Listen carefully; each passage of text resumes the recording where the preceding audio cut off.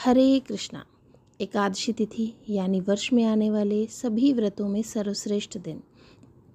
एक ऐसा व्रत जिसका पालन करके वर्ष के बाकी सभी व्रतों का पुण्य फल प्राप्त हो सकता है, क्योंकि यह व्रत न केवल मनुष्य को भौतिक समृद्धि और मनोकामनाएं पूर्ण करता है, अपितु एकादशी का व्रत करने से मनुष्य अपने परम उच्च आध्यात्मिक लक्ष्य को भी प्राप्त कर सकता है।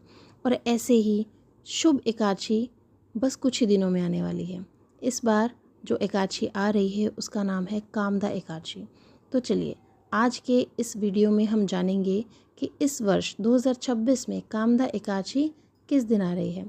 अगले दिन पारण करने का समय क्या रहेगा, क्योंकि एकादशी के व्रत का पारण समय रहते ही करना चाहिए।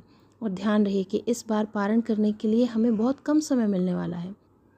तो चलिए जानते हैं कि चैत्र मास के शुक्ल पक्ष में आने वाली कामदा एकादशी का व्रत का पालन हम किस दिन करेंगे। कामदा एकादशी इस बार आ रही है 29 मार्च 2026 रविवार के दिन। रामनवमी के तुरंत बाद आने वाली यह एकादशी तिथि मनुष्य की हर प्रकार की कामनाओं की पूर्ति करती है। इस बार एकादशी तिथि का आरंभ हो जाएगा 28 मार्च 2026 को सुबह 8:45 पर और एकादशी तिथि समाप्त होगी 29 मार्च 2026 रविवार के दिन सुबह 7:46 पर। लेकिन फिर भी इस बार हम एकादशी व्रत का पालन कर रहे हैं 29 मार्च 2026 को। और कारण यही है कि भले ही एकादशी तिथि 28 मार्च को शुरू हो रही है, लेकिन यह सूर्योदय के बाद प्रारंभ हो रही है और हम एकादशी तिथि के व्रत का पालन करते हैं उदय तिथि के अनुसार।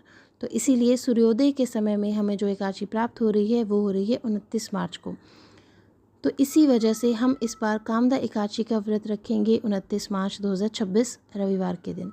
एकादशी व्रत का पारण करने का समय अगले दिन सुबह 30 मार्च 2026 सोमवार के दिन सुबह 6:48 से लेकर 7:12 के बीच में किया जाएगा। और एकादशी व्रत का पालन करने के साथ साथ यह भी बहुत ज़रूरी होता है कि आप इसका पारण भी इसके समय रहते ही करें। तो चलिए इस बार हम कामदा एकादशी का व्रत रखेंगे 29 मार्च और पारण करेंगे 30 मार्च के दिन। और व्रत रखने के साथ साथ आपको श्री हरि के चरणों का ध्यान करना है और महामंत्र हरे कृष्ण कृष्ण कृष्ण हरे हरे, हरे राम राम राम हरे हरे, इस मंत्र का आपको उच्चारण भी करना है।